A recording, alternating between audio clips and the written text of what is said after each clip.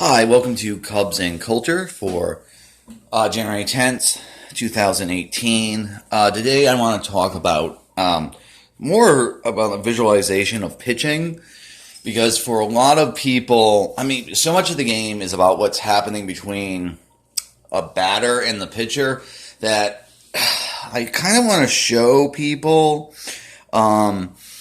So when what like the difference between a fat four seam fastball or a two seam fastball, a splitter, a cutter, all these different names for pitches and what they exactly mean. Because it's not. It takes a while if you watch baseball to be able to pick up on the difference. Okay, and so today is going to be mostly about trying to help people visualize different pitching. Okay, so in general, you can to get a batter out, you can basically do three things, and the first thing is overpower them. That you throw the ball past them; it's too fast for them to catch up or whatever. You can also then fool them through pitch selection or location or deception. You're somehow the ball. So in the first case, the ball, they know where it is, but they can't hit it because it's too fast. In the second case, they don't know where the ball is going. And they get fooled. Okay, and then the final way is to induce weak contact, such that it just pops up or goes away. So the three most basic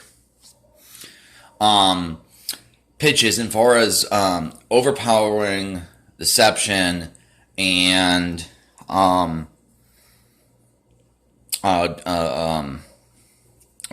junk contact, are a four seam fastball, a changeup, and then a knuckleball. Okay, so Bryant's is a right-handed batter, so this is a right-handed pitcher pitching to a right-handed batter. A four seam fastball, which is the fastest one that can be thrown because it's seam over seam, grips the air, and pulls it faster. The path goes from, again, this is right-handed pitching to right-handed batter. Three to ends up in five. Okay, so from the batter's perspective, it looks like it starts in three and ends up in five. Okay, at 90. A good fastball will have to sit at least 93, 94. Some people have for their four-seam fastball, like Hendricks, lower than that. But it depends. But the four-seamer is the fastest ball someone can throw. That particular pitcher will be. And so it goes 3 to 5. So it goes a little bit like this.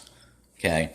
Now, a changeup follows exactly the same path, but in the most typical example, it follows the same path, except the pitcher takes a little bit off of it. So the batter thinks it's coming at him at 93 miles per hour, but it's actually coming at 88, and so he swings too early. And so he swings past it like that.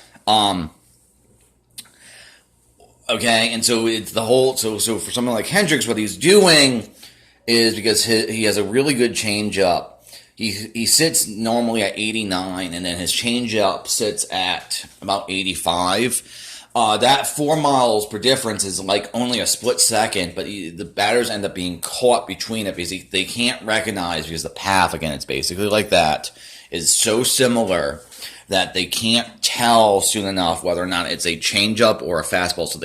So for a fastball, they end up being, in a sense, late because they're trying to wait for the changeup, and for the changeup, they end up being early because they're trying to wait for the fastball, so the batters get caught between.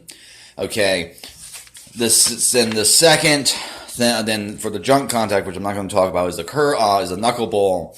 And a knuckleball basically doesn't spin the same way because of how it's thrown. So it ends up happening is it's just a very bad pitch to hit. So it just sort of buckles and moves over the place. So what will happen is it seems to take the path from 3 to 5, but then it breaks randomly somewhere from usually down, away and down. So sometimes we'll go like this, sometimes we'll go with that, sometimes we'll go with this. But the point of the matter is, for a knuckle, for the knuckleball, the batter ends up catching it, but because of the late breaking movement, the contact's not good. It's also basically random.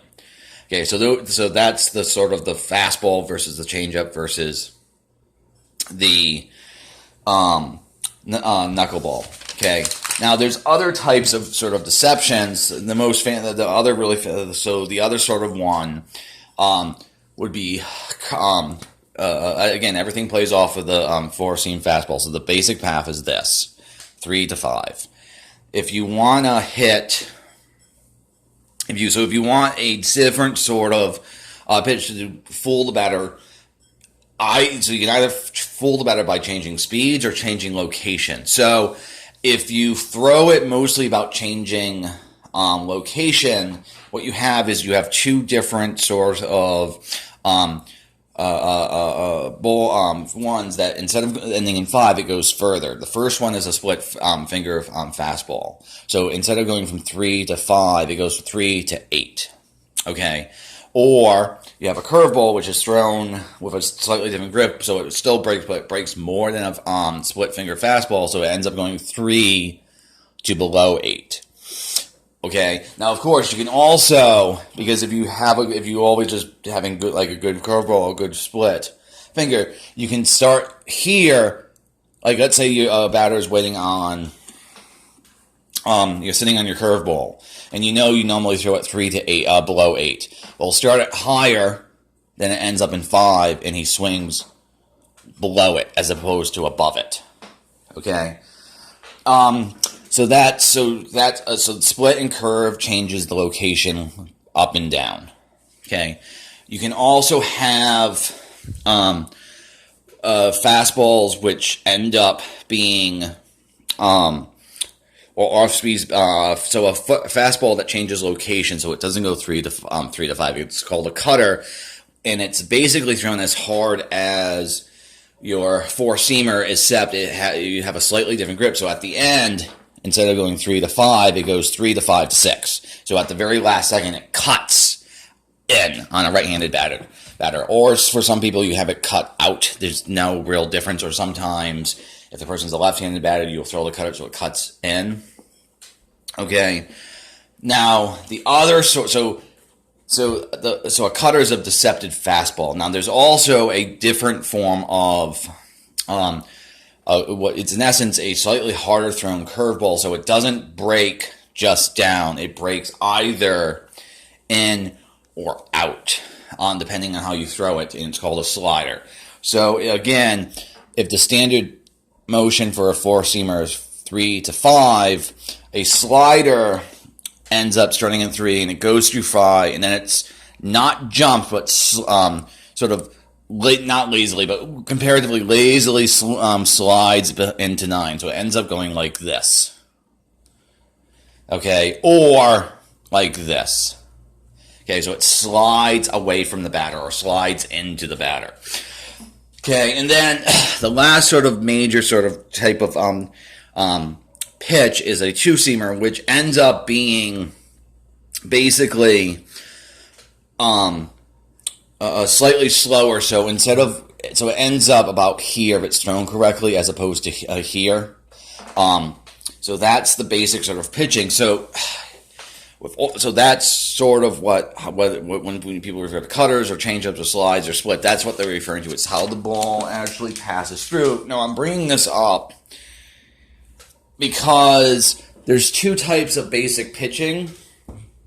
There's the quintessential person throwing today for a power pitcher is Aroldis Chapman. He has two pitches: a four-seam fastball, which he'll locate anywhere, but generally he's just trying to throw past people, so he's throwing to 5. And then he has a slider, which he'll have it break out of the zone, and it's still very, very high. This is called power pitching. So basically, a power pitcher overwhelms someone because they can't catch up to it. It's too fast to hit. Because there's a spectrum here. There's always spectrums in baseball. Conversely, There's finesse pitching, and for the Cubs, the guy who's the best sort of finesse pitcher is Kyle Hendricks, and I think finesse pitching is a lot more interesting because there's a lot more about finesse and trying to fool the people, and there's more to it than trying to just throw it past people. So, not to pick on Aroldis Chapman too much, and not to disparage his ability, but generally speaking, he's boring to watch because all he's doing is trying to overpower people. While watching Hendricks is really interesting because sometimes he's thinking 2 or 3 pitches ahead, so he'll throw a four-seamer here as opposed, like he'll throw it here as opposed to here, try to induce weak contact, and he comes back with a change-up, and instead of putting it, ends up here at a slower speed, he'll have it drop down like a curve. So it's a lot more, there's a lot more trick and a lot more to what Hendricks is doing than there is to Aroldis Chapman. Okay, so that's basically it. I want to talk for baseball. I want to come back in a couple of minutes and talk about Yu Darvish to explain what tipping the pitches is, to explain why he had such a bad World Series. Okay, thank you.